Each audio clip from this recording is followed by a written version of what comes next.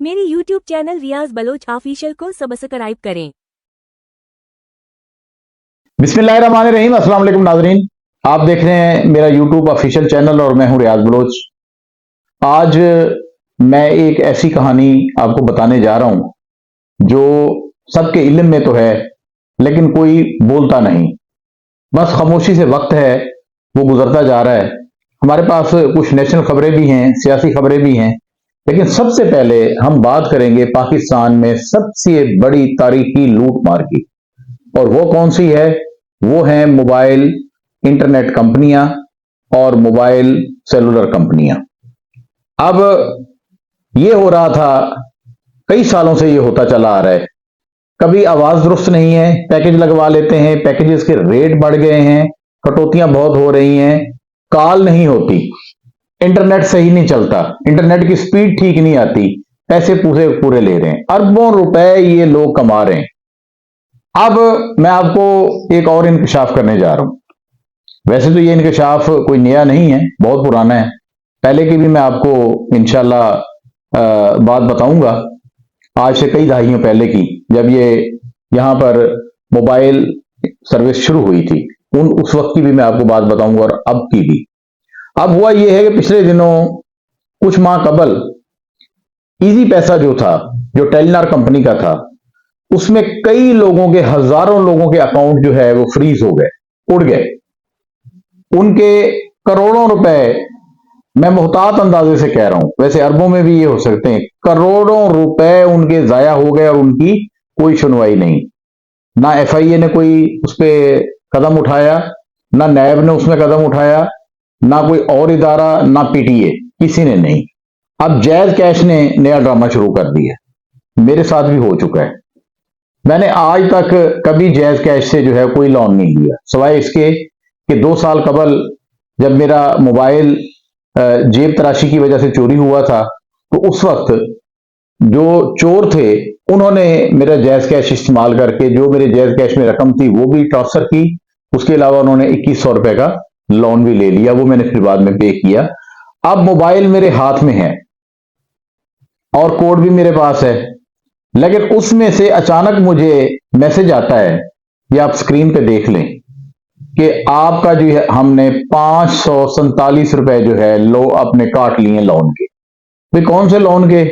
और आपने फिर ऊपर से और भी 60 रुपए हमें एक और भी आपका रहता है, वो भी आज मैंने पे कर दिया है। ये भी स्क्रीनशॉट देख लें इसका, ये भी मैंने पे कर दिया है। ये 600 रुपया आखिर किसने लोन लिया और किस तरह से मेरे अकाउंट से जो है वो कट भी गया, पता भी नहीं लगा और रकम काट ली गई। और फिर उसके बाद हमारे अपने ही मोहल्ले में एक और बच्ची ने मुझे आगे शिकायत की कि अंकल मेरे अकाउंट से 1000 रुपए जैज कैश अकाउंट से वो लोन की मद में कट गया, हालांकि मैंने कोई लोन नहीं लिया। ये हवाला हुआ है। इसी तरह कई दोस्तों ने ये इसी महीने में, दिसंबर के महीने में ये फ्रॉड हो रहा है, ये मुनज्जम फ्रॉड हो रहा है। इस पे एफआईए साइबर क्राइम को एक्शन लेना चाहिए, इस पर पीटीए को एक्शन लेना चाहिए। जैज कैश सबसे पहले, मोबिलिंक, फिर ये जैज तो एक पैकेज है, जैज मशहूर हो गया, असल में ये मोबिलिंक कंपनी है। मोबिलिंक का बैंक भी ये बना चुके हैं, हमसे ही लूट मार करके, हमसे ही सब कुछ करके। इनके पास कैपेसिटी होती है 1 लाख लोगों की और ये सिमें जारी कर देते हैं 10 लाख। कैसे नेटवर्क ठीक होगा जी? सबके सब जो है लोड करा रहे हैं, उसमें से ये कमा रहे हैं, बात नहीं होती, मोबिलिंक टू मोबिलिंक भी बात नहीं हो रही, दूसरे नेटवर्क पे भी बात नहीं हो रही, कट रही है। और इंटरनेट का आपको पता है कि उसकी स्पीड का तो सत्यानाश है, लेकिन पैकेजेस लग रहे हैं, पैसे कट रहे हैं, ये सारी चीजें हो रही हैं। इस पे हुकूमत ने तवज्जो नहीं दी। क्यों? कि जब 100 रुपए का हम लोड कराते हैं तो उसमें से सबसे पहले 24-25 रुपए जो है वो हुकूमत को चले जाते हैं। हुकूमत क्यों बोलेगी? हुकूमत को तो आ रहे हैं, 25% आ रहा है, वो क्यों बोलेगी? तो क्योंकि दाना डाला जाता है ना, दाना डालने के बाद ही लूटमार शुरू की जाती है। हुकूमत को दाना डाला हुआ है और उसको अवाम की क्या फिक्र। मैं हैरान हो गया जब मैंने वेबसाइट खोली और मैंने देखा कि जैज कैश इतनी बड़ी, हम तो बैंकों पे इतबार करना जो है वो खत्म कर गए थे और अपने जैज कैश में पिछले 2 साल से अपनी रकूम रखते थे, उससे लेन देन करते थे, बड़ा इजी हमें महसूस होता था। लेकिन मुझे झटका लगा 2 दिन पहले कि यार ये अचानक से इस तरह से ना लोन लिया है ना कुछ किया है और कर्ज कि रकम काट भी ली गई है, और सिर्फ एक नहीं कई शिकायतें ऐसी आई। मैंने जब ये इनका खोला रजिस्टर्ड रिकॉर्ड तो मैं हैरान रह गया। 44 मिलियन लोग रजिस्टर्ड हैं जी, ये यूजर हैं जैज कैश के 44 मिलियन, बड़ी बहुत बड़ी तादाद है।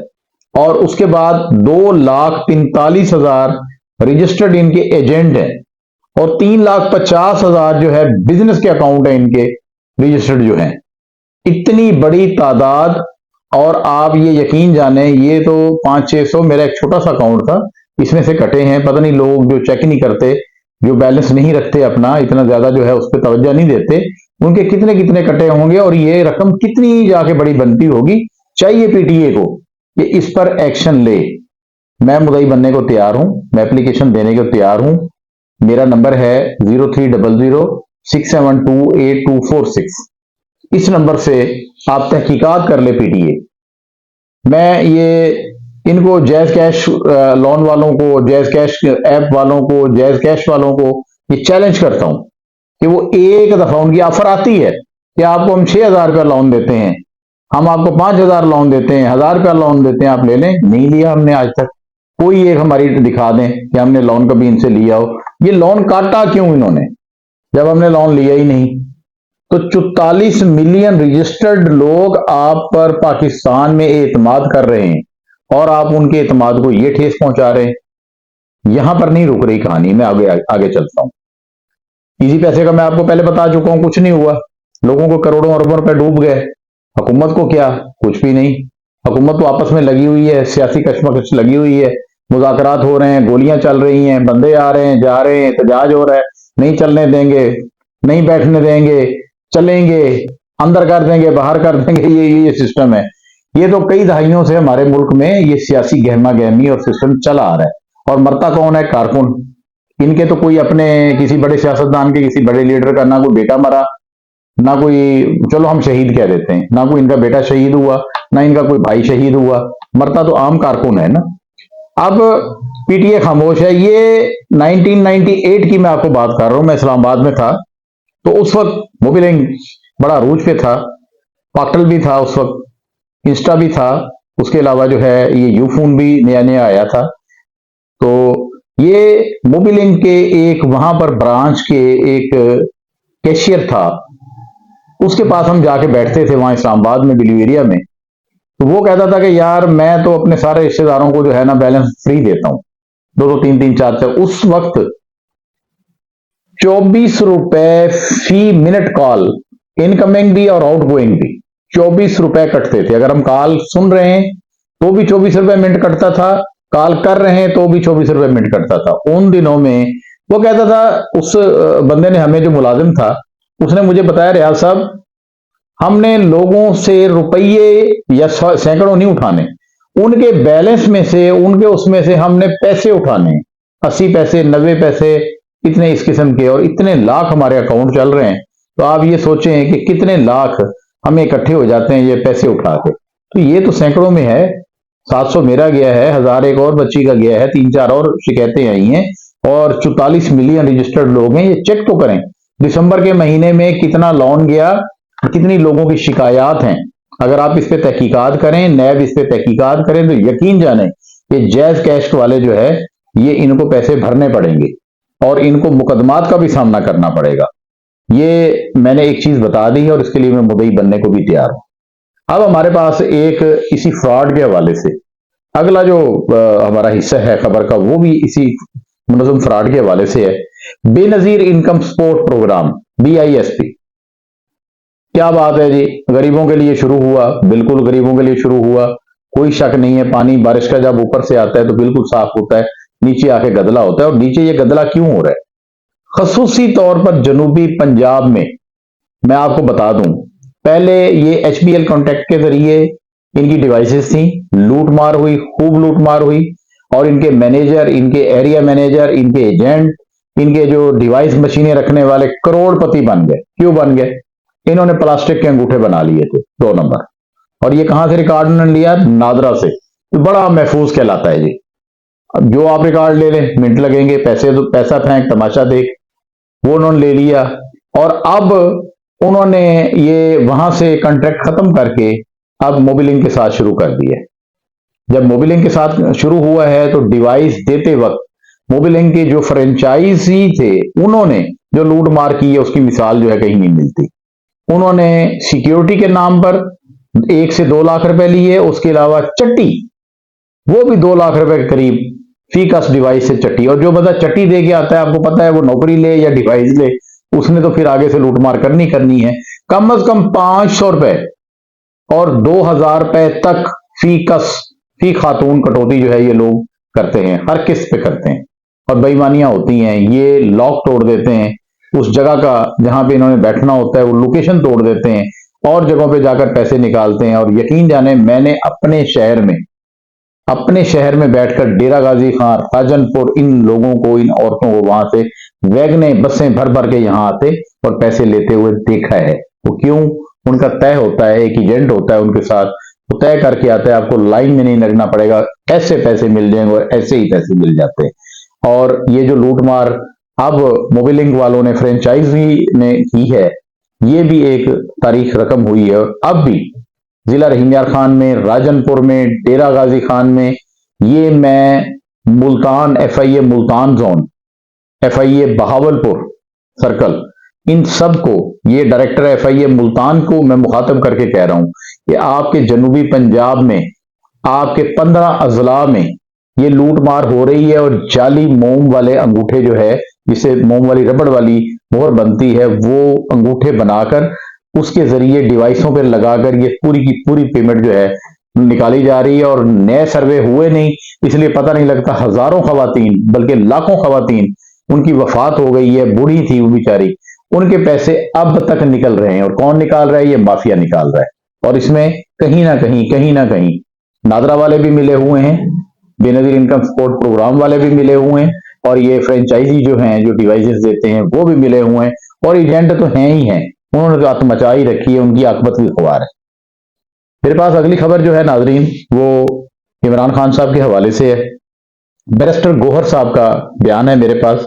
उन्होंने कहा है कि इमरान खान ने कहा है कि मुज़ाकरात होंगे मगर मुतालबात की मंजूरी का टाइम फ्रेम लाजमी होना चाहिए। अच्छी बात है, बिल्कुल ठीक कहा इमरान खान साहब ने कि जब मुज़ाकरात हो रहे हैं तो टाइम फ्रेम तो होना चाहिए कि जी इतने दिनों के अंदर अंदर ये मुज़ाकरात होंगे और इसका नतीजा निकल आएगा। और इमरान खान ने यह भी कहा है कि फॉरेन पॉलिसी पर चेयरमैन, सेक्रेटरी और इंफॉर्मेशन सेक्रेटरी के अलावा कोई बात नहीं करेगा।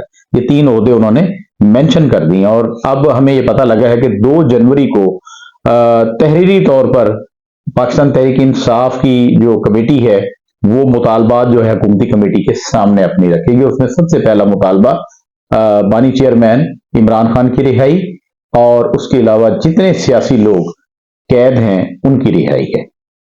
इंटरनेट पाकिस्तान में आपको पता है काफी अरसे से स्लो चल रहा है। इस हवाले से एक गुड न्यूज है, वो ये है कि इंटरनेट की स्पीड बढ़ाने के लिए 45,000 किलोमीटर तवील जदीद केबल अफ्रीका से आज पाकिस्तान के साथ मुंसलिक होगी। आज रात किसी भी वक्त मुंसलिक हो जाएगी और उससे आने वाले 3 से 4 दिन में इंटरनेट की स्पीड में खासा आपको बदलाव नजर आएगा और ये एक अच्छी बात है। उसके बाद एक हमारे पास सियासी घराने की एक शादी की तकरीब की खबर है, वो भी हम आपको शेयर कर देते हैं। अहम खबर है हुसैन नवाज के साहबजादे जैद हुसैन नवाज की शादी में जो शादी हो रही है 25 को उनका जो है वो निकाह है और 27 को उनकी बारात है। तो उसमें शिरकत करने वाले गैर मुल्की जो मेहमान हैं उनके लिए इंतजामात जोर शोर पर हैं और मुकम्मल कर लिए गए। अमेरिका, बरतानिया, यूरोपीय ममालिक, सऊदी अरब, कतर, UAE से जो मेहमान हैं वो VVIP मेहमान वो लाहौर पहुंचेंगे।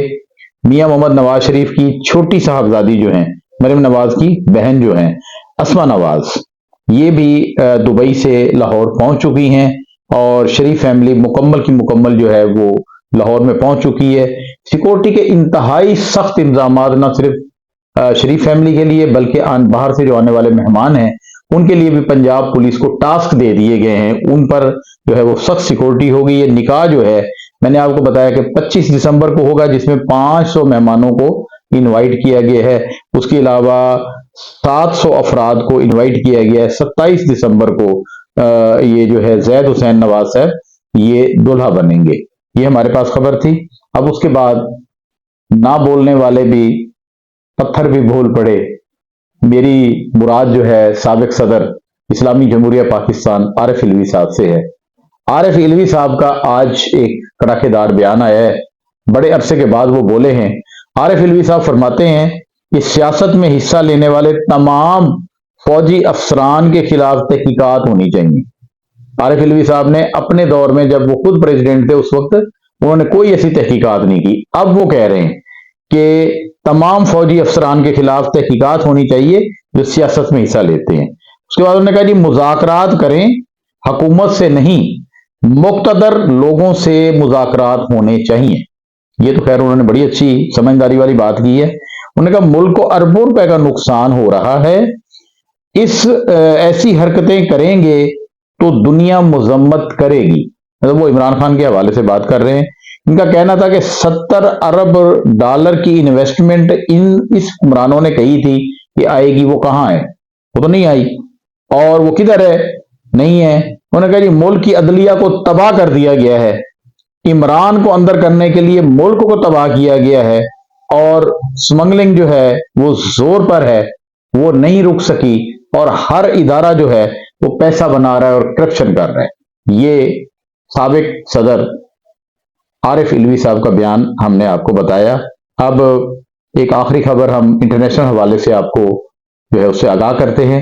वो ये है कि 9 मई के मुकदमात में आम शहरियों की को फौजी अदालतों से दी गई सजाओं पर अमेरिका ने भी सख्त तशवीश का इजहार किया है। इससे पहले अमेरिकी महकमा खारजा ने गहरी तशवीश का इजहार करते हुए कहा है, मुख्तलिफ बातें की हैं, मैं यहां ये बातें नहीं करना चाहता, लेकिन उन्होंने तशवीश का इजहार किया है। इससे पहले मैं आपको बताऊं कि बरतानिया भी इसी किस्म का सख्त बयान जारी कर चुका है। मुझे इजाजत दीजिए। अल्लाह निगहबान।